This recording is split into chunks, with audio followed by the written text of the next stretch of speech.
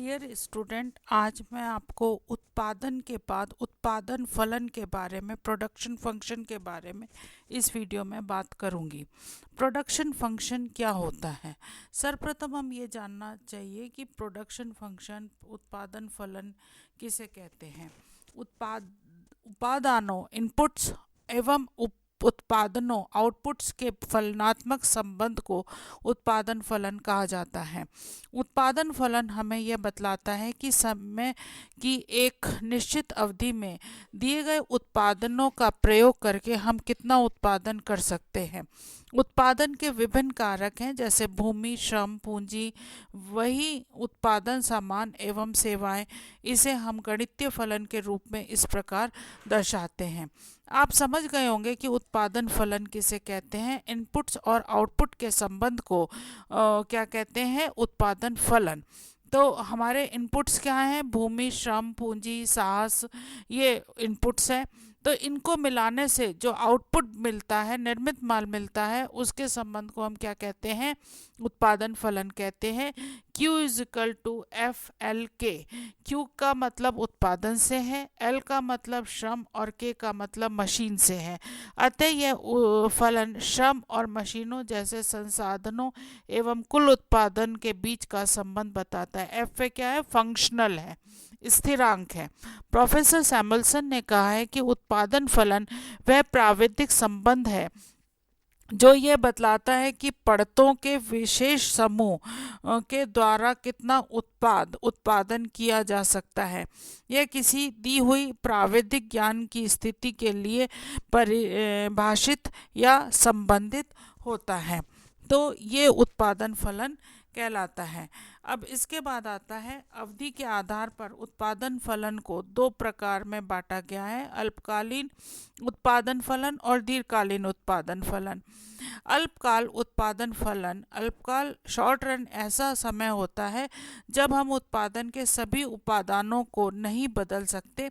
हम केवल परिवर्ती उत्पादन कारकों जैसे श्रम में बदलाव ले आए या पूंजी में बदलाव ले आए, उत्पादन में बदलाव ला सकते हैं। इसके अंतर्गत उत्पादन के दो तरह के कारक होते हैं: स्थिर कारक और परिवर्तनशील कारक।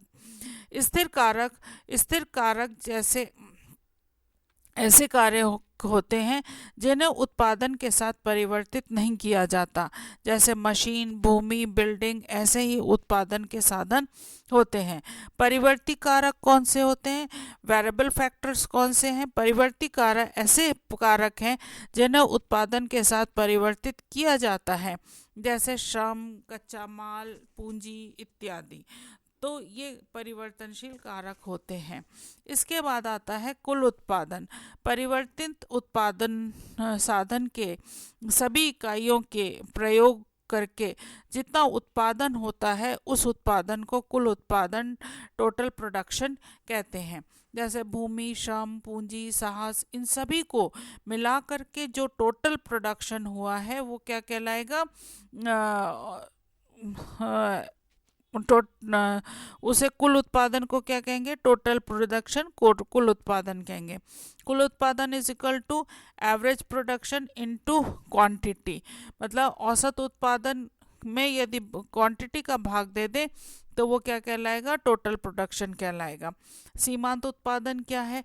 परिवर्तित साधन की एक इकाई के प्रयोग करके उत्पादन होने के बाद कुल उत्पादन में जो बदलाव आता है उसे उत्पादन की सीमांत उत्पादन कहते हैं, मार्जिनल प्रोडक्शन कहते हैं।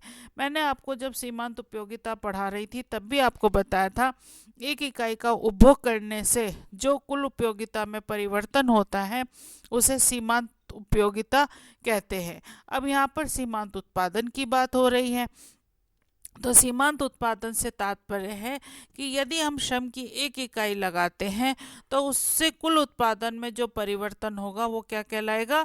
सीमांत उत्पादन कहलाएगा।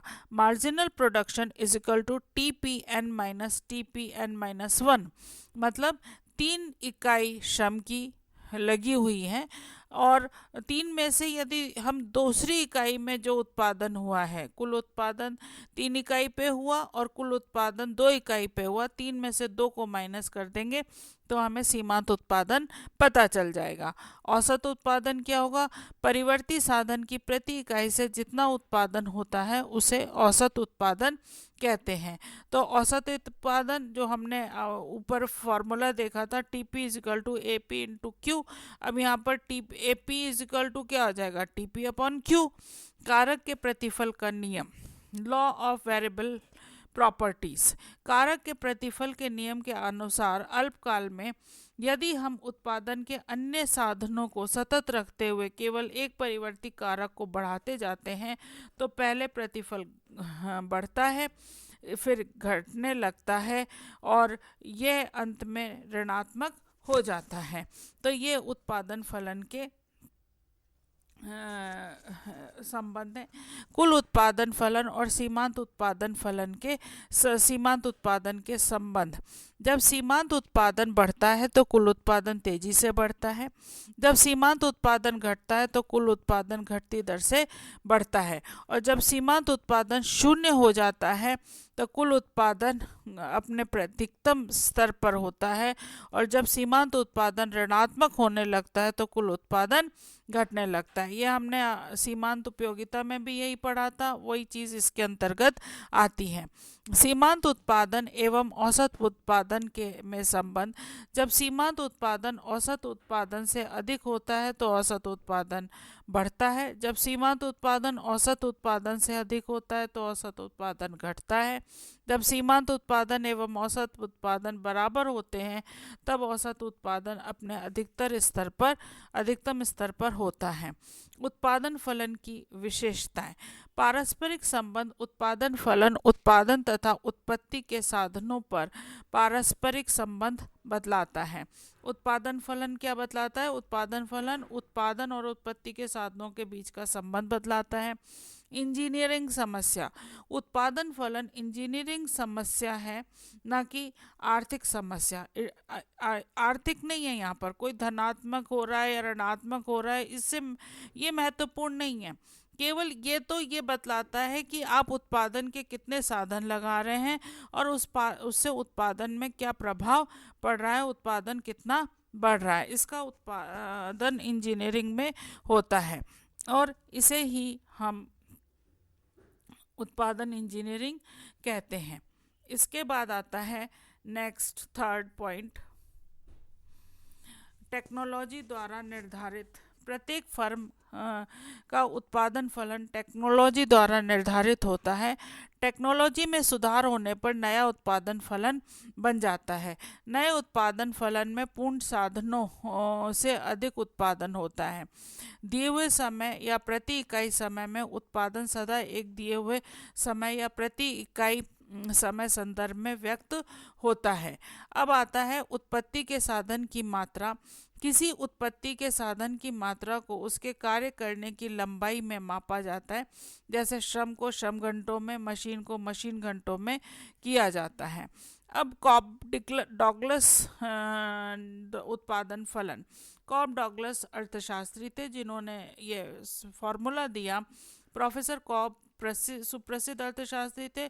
प्रोफेसर डॉगलस ने मिलकर 1922 में उत्पादन पर श्रम और पूंजी के प्रभाव ज्ञात करने का प्रयास किया। इस सूत्र में उनका आविष्कार किया तथा श्रम पूंजी के उत्पादन का ठीक ठीक संबंध व्यक्त किया। इसमें P is equal to BL the power K C1 - K। P उत्पादन है और B और K धनात्मक स्थिरांक है। श्रम L श्रम है और C पूंजी है। अतः इससे उत्पादन एवं श्रम पूंजी में संबंध ज्ञात किया जा सकता है। कॉब डॉगलस ने कहा कि यदि पूंजी और श्रम में दुगनी वृद्धि की जाती है तो उत्पादन में भी दुगनी वृद्धि होती है। और ये कॉब डॉगलस ने ये कहा, जितनी अनुपात में श्रम और पूंजी की मात्रा बढ़ती है उसी अनुपात में वृद्धि होती है। मान लीजिए कि श्रम और पूंजी के स्थिर तत्व जी से गुना कर दिया जाए तो इस दशा में जी गुना करने से उत्पादन जी गुना हो जाता है। इस प्रकार यदि साधनों की मात्रा दुगनी करते हैं तो उत्पादन भी दुगना होता है। आलोचना क्या थी? कॉब डॉगलस ने माना कि पैमाने में केवल स्थिर प्रतिफल में के अनुसार वृद्धि होती है, परंतु वास्तविकता या नहीं है, प्रत्येक उद्योग में उत्पादन सभी साधनों में अनुपात में बढ़ता है।